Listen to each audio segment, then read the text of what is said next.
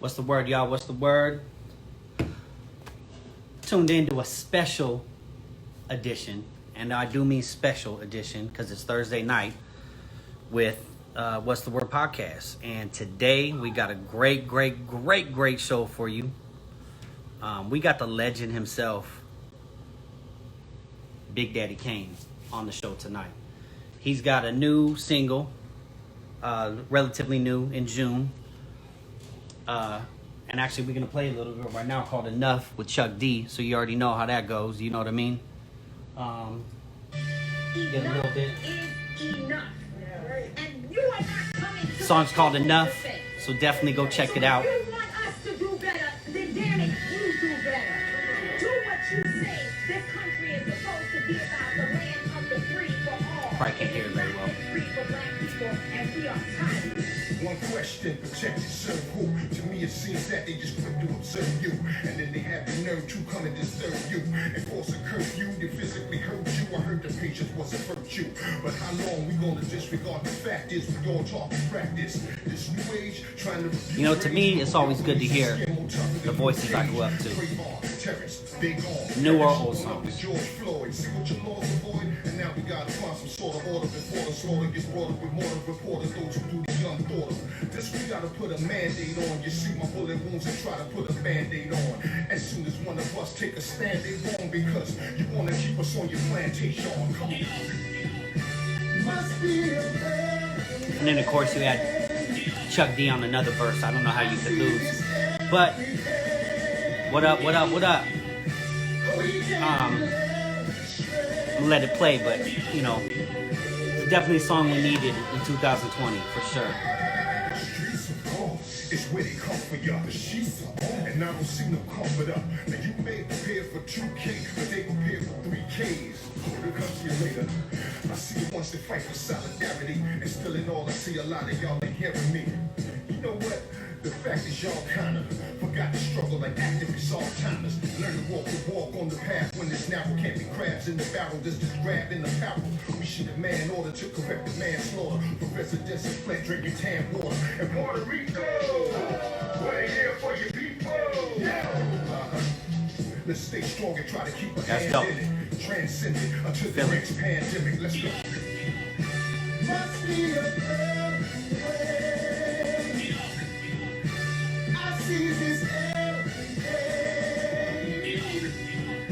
The single's out everywhere. It's called Enough. And of course, you're gonna recognize the next verse.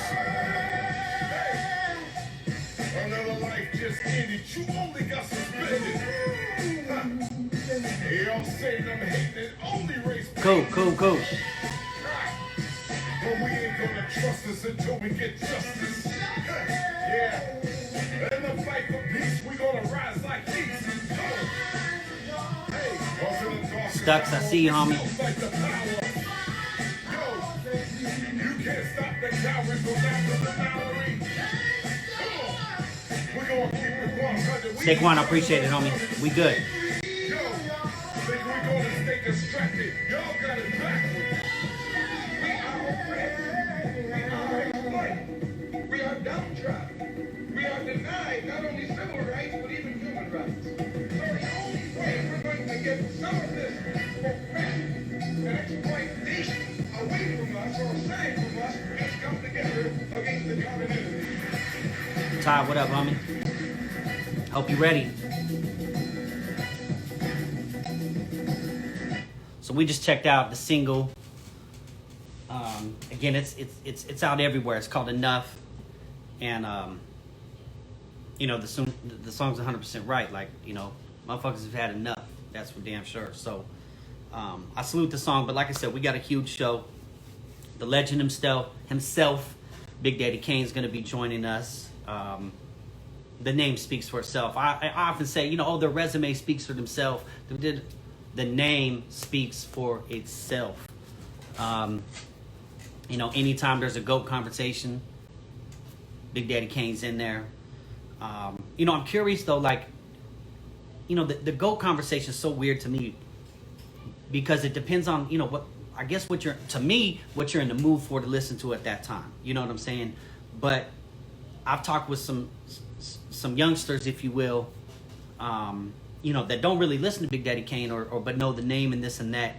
And I asked them, hey, you know, so the GOAT conversation changes depending on generation. You know what I'm saying? So, you know, it's an honest question to ask. You know, how is somebody still going to be one of the best, you know, the best of all time, if you will, when somebody that's 14, 15 years old never heard of them? So obviously what their top 5, top 10, top 25 is going to be is completely different. I will tell you with the way hip hop is, though, or the way hip hop is now in 2020, a lot of people sound the same. And I know we say this on the show, you know, a lot, but a lot of people sound the same, right? So who would the conversation be like to go to this generation is? You know, all their songs technically sound, I mean, I know there's some people doing it. I'm not shitting on everybody and everything, but a lot of it sounds so familiar that to me it'd be hard to say, oh, well, that's tighter than that one, because they, you know, they rapping the same, the beats sound the same, and they basically rapping about the same stuff. So again, it's hard for me to like put a label on somewhat of the new generation as far as where they would land, because it's all grouped together for me. It's like you just have to put that genre up there, and you just have to put, you know, them in their own, I guess, category, I guess you would say.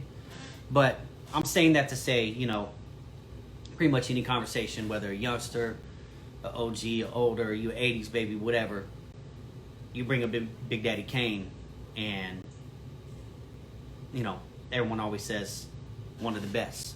You know what I'm saying? So, and he always will be. He always will be. So definitely check out the new single. He's going to be joining us shortly. I hope everybody's having a good week. You know what I mean? In California, they're shutting us down again. But, you know, it kind of is what it is at this point. You know, I just hope everybody that's following is staying safe. Speaking of enough, like, man, I know I've had enough of this, you know, this coronavirus and whatnot, but people are still out there dying. You know, my thoughts and prayers with everybody that's out there, you know, and, you know, I just, you know, I pray that everybody is safe. But look, this is why we're here. You know, we still have music. We still have ourselves. And I have seen it. We've talked about this on the show a little bit too.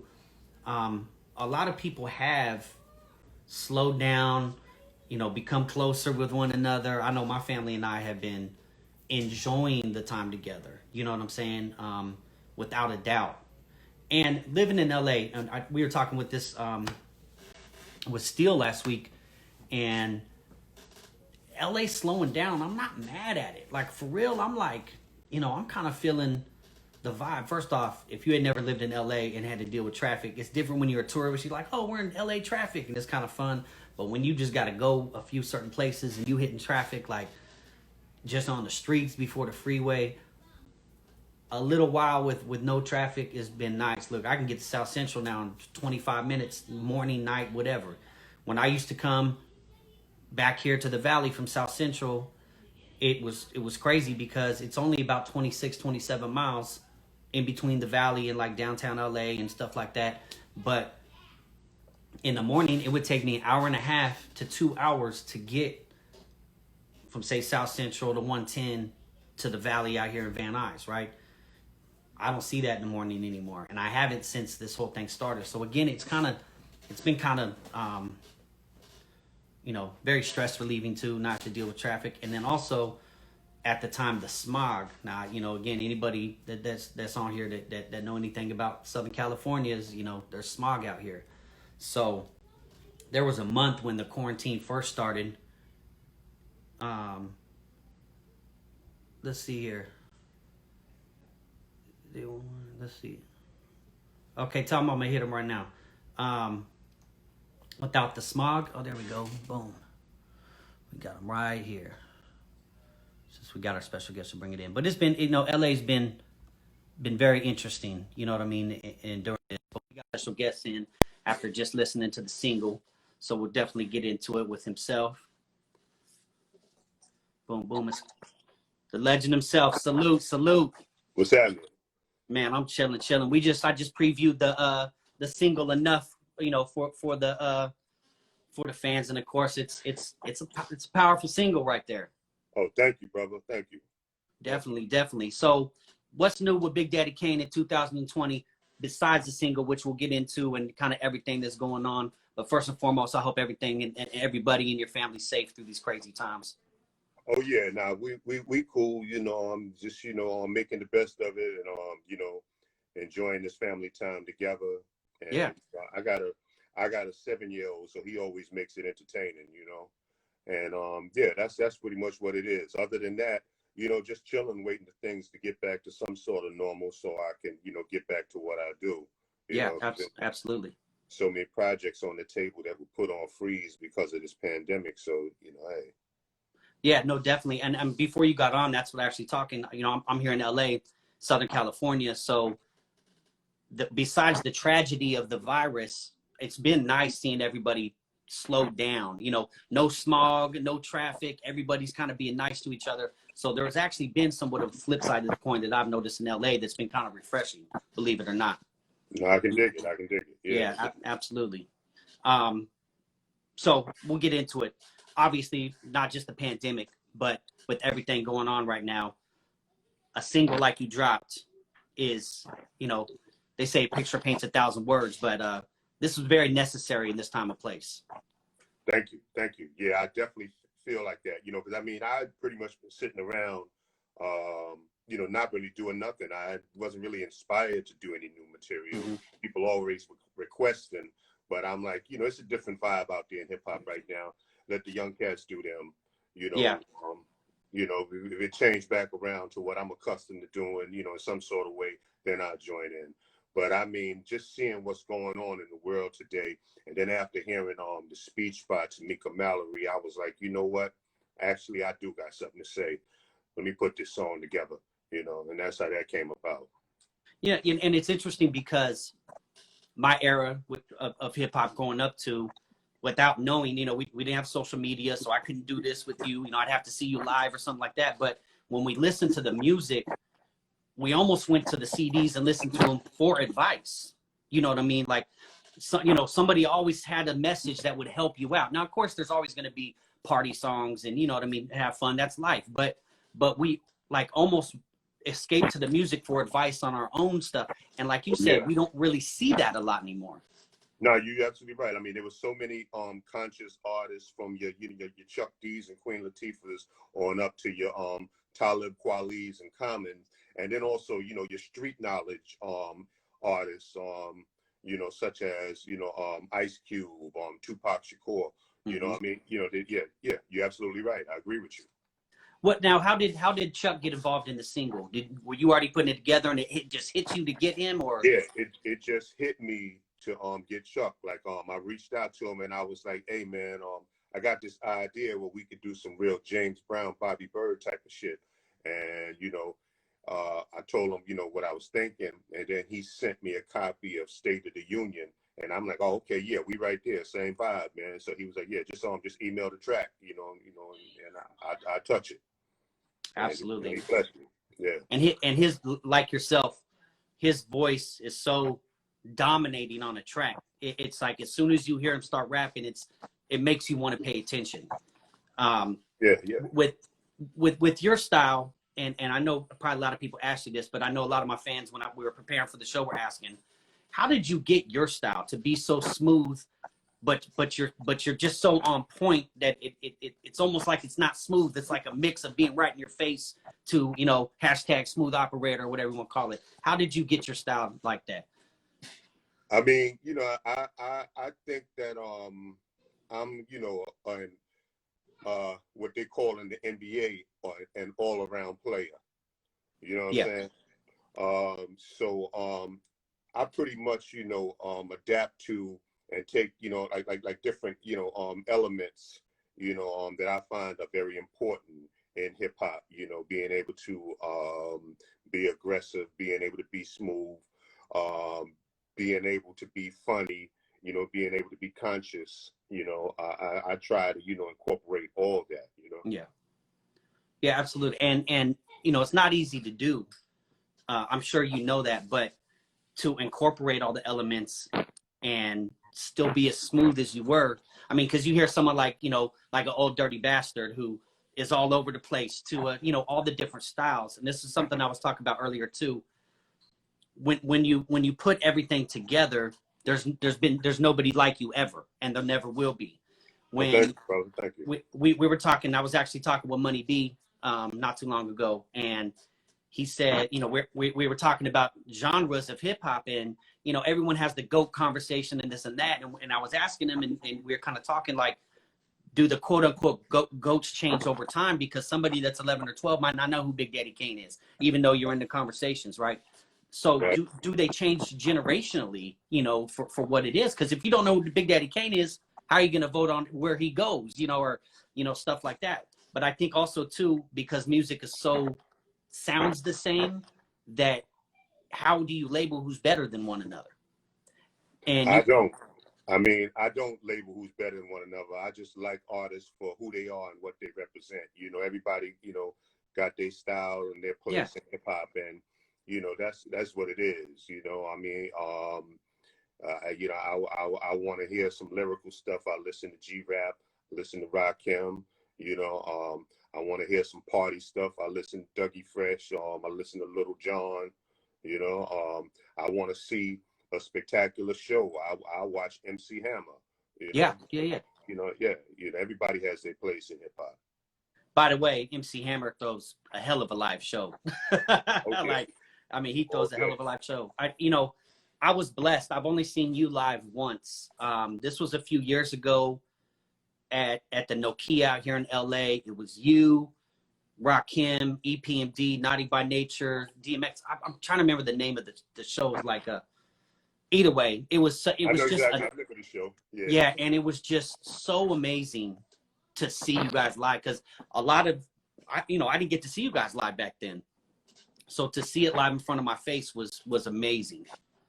Cool. Well, I hope you enjoyed yourself. Yeah, I remember that night. Yeah, that was a, you know, epic night. Yeah, absolutely. Would you be on tour right now if this stuff wasn't happening? Would you be on any type of tour? Oh, absolutely, absolutely. We had I don't know how many dates, you know, that were canceled or either postponed because of this, you know, situation right now. Yeah, how have you adapted through all this mess? Well, I mean, you know, I'm just chilling. You know, I mean, like for one, I didn't spend everything, so you know, there's Yeah. There's enough to pay bills, baby. You know, but I mean, other than that, I've been, you know, doing like online type, you know, work. You know, doing music stuff online. So I mean, you know, it's cool. It ain't what I want, you know, not what I'm accustomed to, because I really like, you know, being face to face with my people, my supporters, and you know, exchanging, you know, and showing love, you know. But this is different.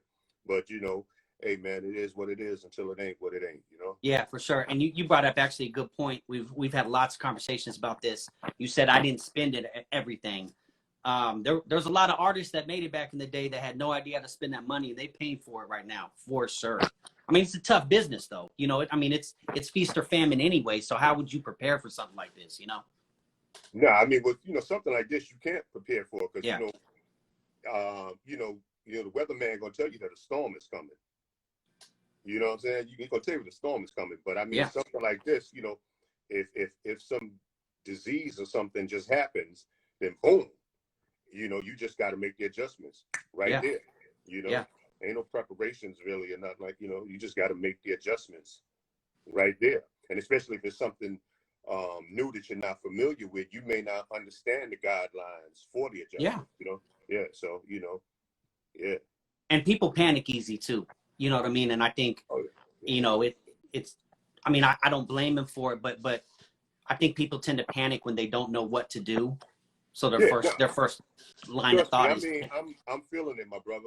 I mean, it's hard as hell to go to a supermarket and find some quote to Northern and anywhere, and I can't stand that Scott tissue shit, man. You know, I mean, you can't even find no quote to Northern in the stores anymore. You know, I mean, it's like, people just, Yeah, they spaz out like in a real kind of way.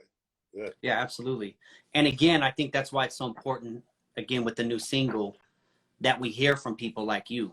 Because again, back in the day, we went to you guys for guidance. We really did, and Appreciate you. with not a lot of direction, things can go crazy. But, at the same time, life is all about adjustment. I'm sure you've had to adjust, quite a bit as the years went on. No, I've made Regardless. a lot of adjustments in life, man.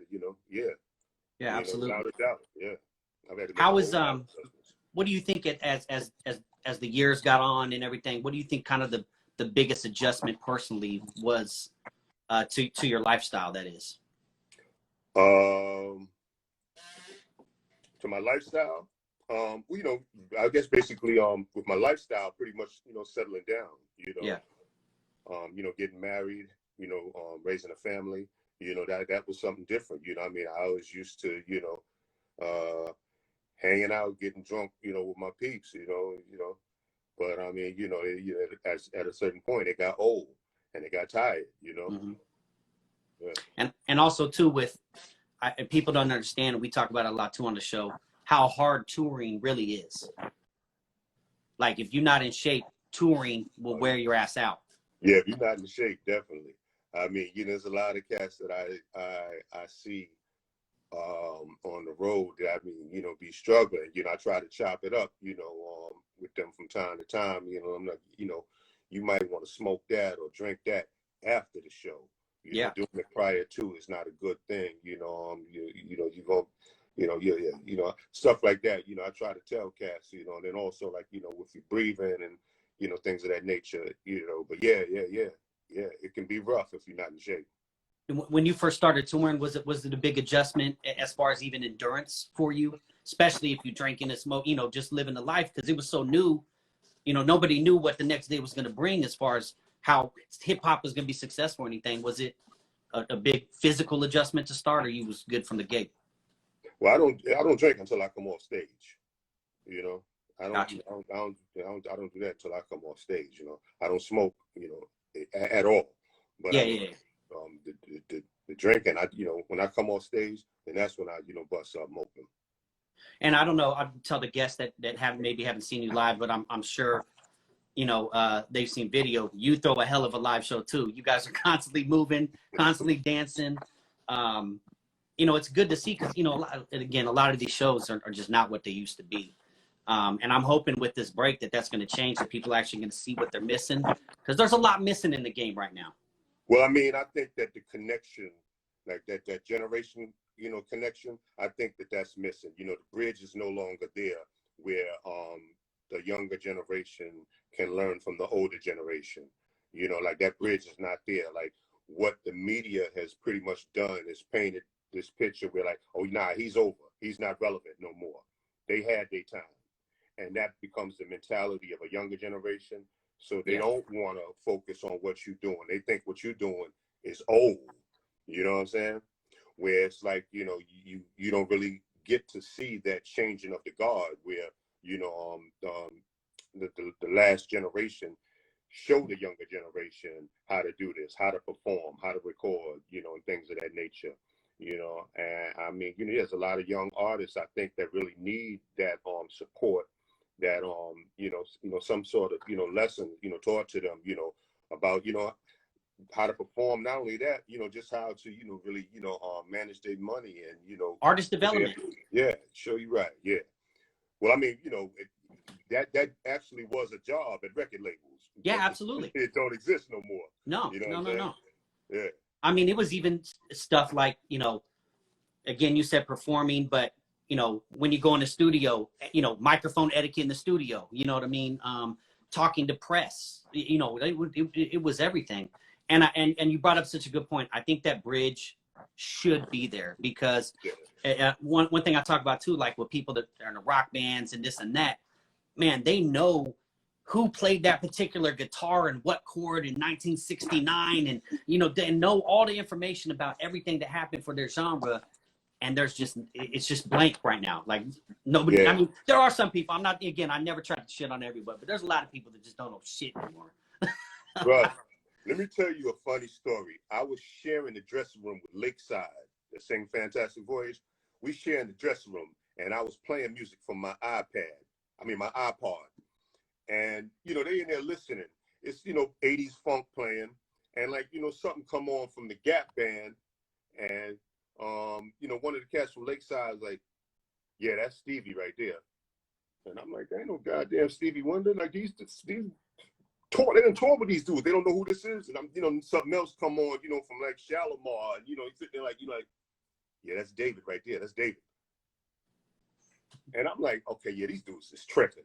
So I looked at homie and I'm like, hey, yo, man, that's Shalimar playing. And he was like, oh, no. I'm talking about who's on bass. I'm like, who? Like, wow. Like, yeah. Just by the way a cat playing, they knew who was playing bass on the song. I'm thinking they getting the artist wrong. He talking about who on bass. Yeah, crazy. Yeah, that's amazing. So what do you think? What do we do? Because I think that bridge is important, right? Like, what do we do to help bridge the gap? Like, what? I would like to see some promoters putting together some of those major events. What's the Jay-Z show they doing in Philly, I believe? What's the Jay-Z show? Made in America. Yeah. Like stuff like Made in America or like the Roots Picnic, where, you know, you have the younger artists along, you know, with the older artists, you know. I would love to see stuff like that. Because, I mean, I ain't gonna lie to you, man. When I first saw the Migos, I was sitting there like, yo, I would love to really, you know, sit down and, you know, spit some ism with these cats, man. I like the way they dress. I like their swagger. Yeah, man, these dudes need to be around for a long time. You know, I'd like to really, you know, chop it up with them, you know. And right now, like J. Cole is like, you know, like my hero from the younger generation. Like that's my dude right there. Yeah. You know, I love him like cook food, man. You know, I mean, yeah. That's awesome. Yeah. You know, it's interesting you say that about the Migos. I was at South by Southwest, I think like 2 years ago, and I had passed this, so we got to do all the shows and stuff like that. And I saw Lil Yachty perform, and it was just like, this is. But Migos came on, and they switched the whole stage up. Came out with a scratch, like the DJ came out with the scratch, and they came out so live. You know, no lyrics in the background. Interacting with the crowd, stage diving, you know, and I was like, that was the first time I really like sat down and watched the Migos. I left South by Southwest on the drive home from Texas. I was like, let me put on some Migos and listen to what these dudes talking about, because I had never really pushed play. You know what I mean? But when I saw how live they were with the fans, because that's the other thing, going up to shows, you gotta, if you interact with fans, you know what I mean, and the way you do the show. I don't really see new generation rappers do that. So when I saw the Migos do that, I have to agree with you 100%. I left a Migos fan from that show. Yeah, so, I mean, I was just really checking out, you know, they swag and whatnot, you know, the way they was moving, like in the interview and in the clothing they was wearing. I'm like, okay, yeah, these dudes on to something. They got something special. You know, I was like, you know, I would love to really chop it up with them, you know, about, you know, production. Well, not production, like, you know, lyrics and stage performance. You know, just, you know, see where their heads is at, you know, and vibe with them, you know, tell them some of my old stories and whatnot, you know. Yeah. Because, I mean, that's the way it works, man. I mean, I remember back in '87 doing a show, and, like, I had just smashed the stage. I didn't have an album.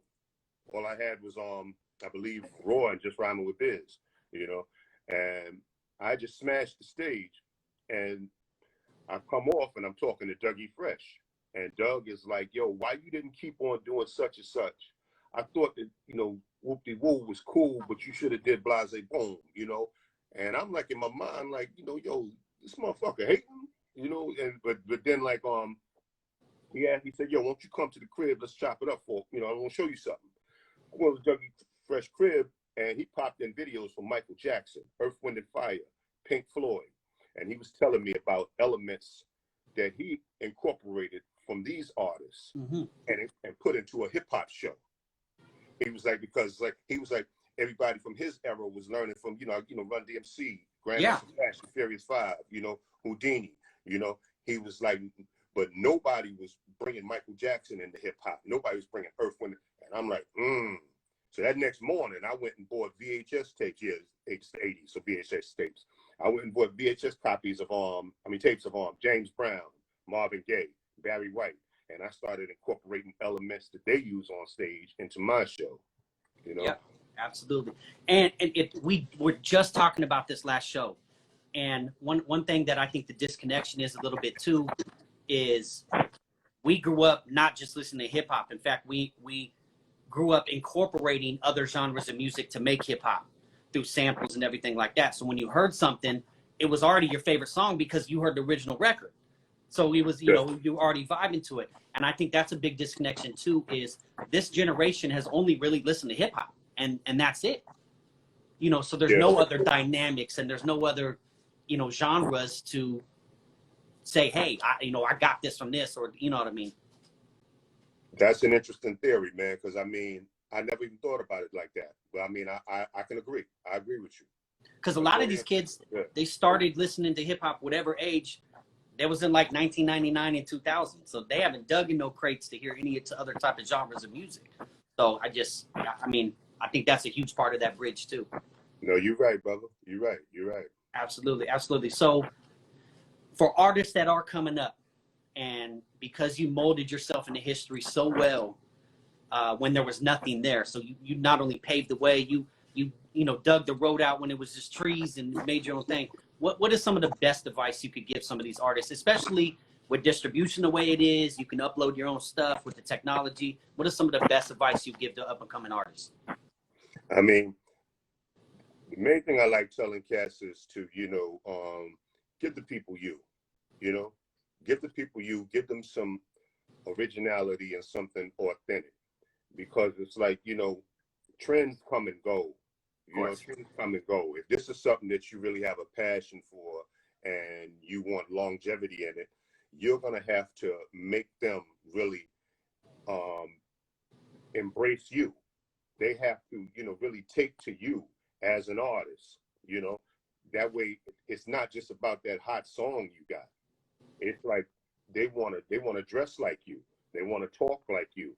They want your photo to be, the picture on their home screen, things like that, So you have to give them something original, something that, they really feel that, that hits the heart. Because, I mean, you just doing something trendy and trying to do what everyone else does. When that trend gone, you gone, So I definitely would always tell them that. And the other thing I always tell them is like, when you get into this music business, please understand that that's two words: music, business. Mm-hmm. So take care of your music, but also take care of your business. Yeah, absolutely. One good friend of mine, Big Whutz and Cocaine, from Above the Law and everybody, that one of the things they told me back in the day is they said, it's cool to be in the music business, but I always try to be in the business of music. I can dig it. And that's exactly what they kind of brought me up to see. Let's do the business, then we can enjoy the music afterwards. What I mean? So that's real spill. Yeah, absolutely. And then also too, by the way, I saw Lord Jazz was in the house and said, "What up?" I love me some Lords in the Underground, bro. That's the homie, man. Yeah, I mean, you guys put us on. So yeah. Oh, there he is. Lord Jazz, what up with you, homie? Peace, my brother. Yeah, for sure.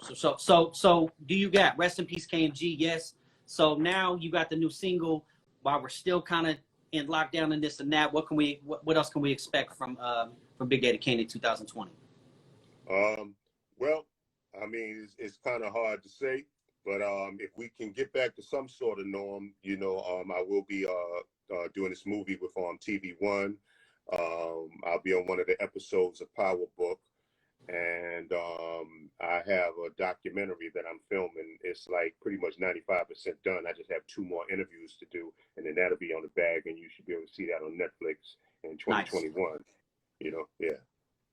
Absolutely. I mean, again, someone like you in these crazy times, we definitely need to hear from you. I'm sorry that everybody is locked down and you're not able to do what you want to do. But I will say, look, I have a 7-year-old as well and an 11-year-old. So like you said, it's never a dull day. My 11-year-old daughter all day has been walking around screaming, ain't no half stepping, waiting for this show. So I had to bring up my kids with the greats, man. I just, Well, please, man, give them my regards, man. Please give them my regards. I will. Yeah. I will. I definitely will. And you know what? It's interesting because what you brought up about doing shows with younger crowd and bridging this gap, my daughter keeps me up to point on new stuff. And I've actually, in this last year, listened to new artists that I never would have listened to that I'm like, okay, I see what they're doing right there, you know, because she's all on TikTok and doing the dances and stuff like that. Yeah. You know, I got to keep up with what she's doing on there for dance. No, I So, can dig it, man. absolutely. Well, before we let you go again, I mean, I can't thank you enough for taking the time. You know, big shout out to my dude Todd Davis. You know, it's so great for the fans to see you and hear your voice. Did I leave anything out? You want to say anything to the fans before we let you go? Yeah. The floor is yours. With the new single, Enough, I just want everyone to know that I really would appreciate it if you would purchase the single, because all the proceeds, not some, all the proceeds go to Until Freedom, which is Tamika Mallory's foundation, you know, because this here strong sister is out here fighting for justice for our people, and she's doing such a great job. I don't know if any of y'all follow her or watch what's going on. I mean, you know, she just got arrested last night in Kentucky protesting for Breonna Taylor.